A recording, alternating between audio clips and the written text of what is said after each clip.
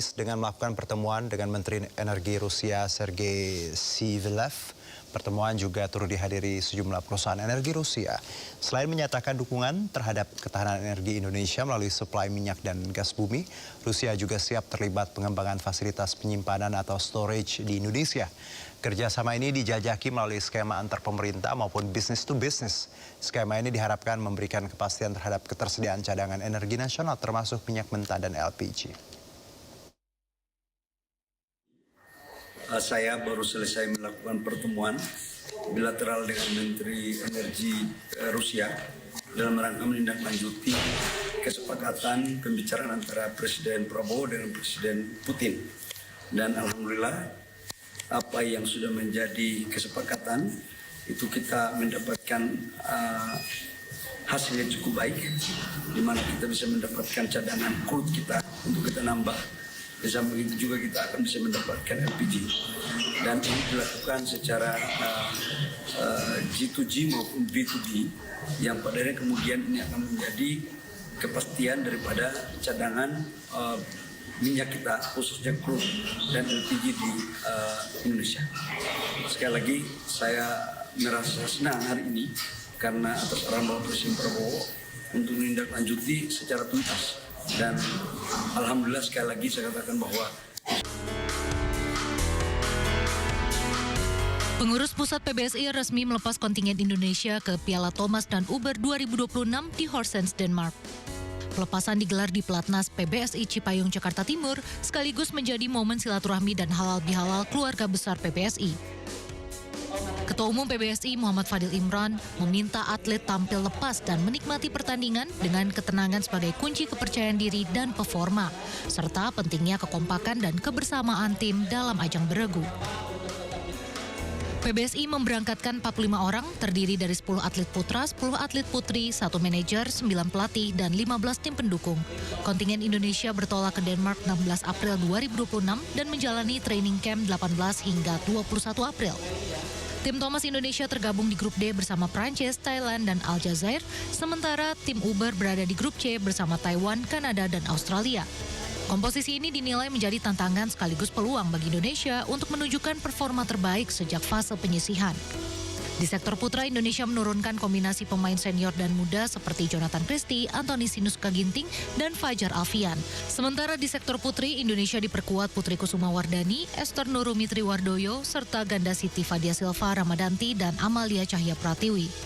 Tentu yang menjadi lawan terberat kita adalah Prancis, kemudian Thailand. Mudah-mudahan anak-anak dan pelatih bisa menyusun strategi karena masing-masing tim Prancis ada 3 tunggal dan ada 1 ganda yang cukup kuat. Demikian juga dengan Thailand ada 2 tunggal dan 1 ganda yang kuat. Kita berharap kita bisa menang dalam babak penyisihan sehingga bisa masuk kepada babak berikutnya. Ya, ini bukan pertama kali juga saya jadi kapten, 2 tahun lalu juga sudah terjadi.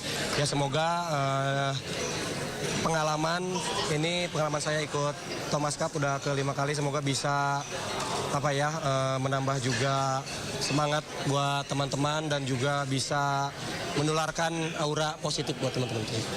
Kalau aku khususnya di tunggal putri sih cukup kayak pemain dari Taipei dan Kanada juga cukup lumayan bagus, tapi aku tetap positif dan yakin kalau aku dan teman-temanku yang lain bisa untuk lanjutin itu.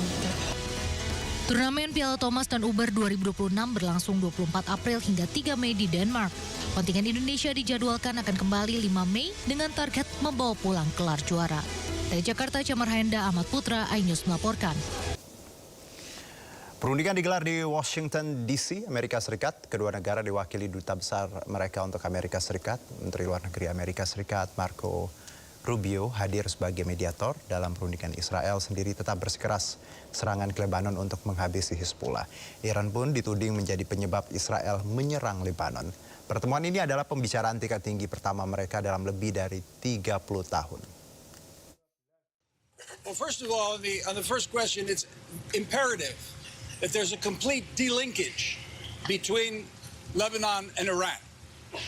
Iran is the malign influence in the region and around the world, and Hezbollah is their proxy next to Israel. It's like a front operation of Iran against Israel.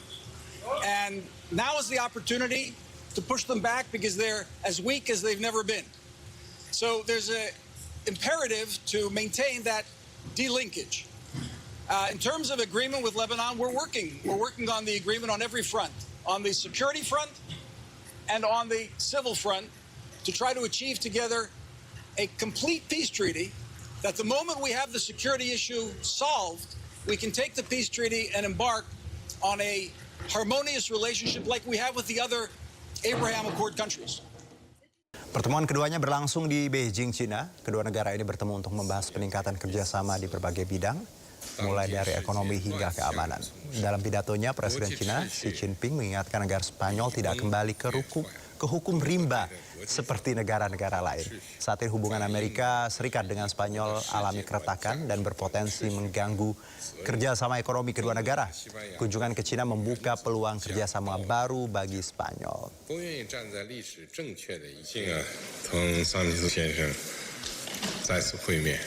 这是你4年内第4次访华。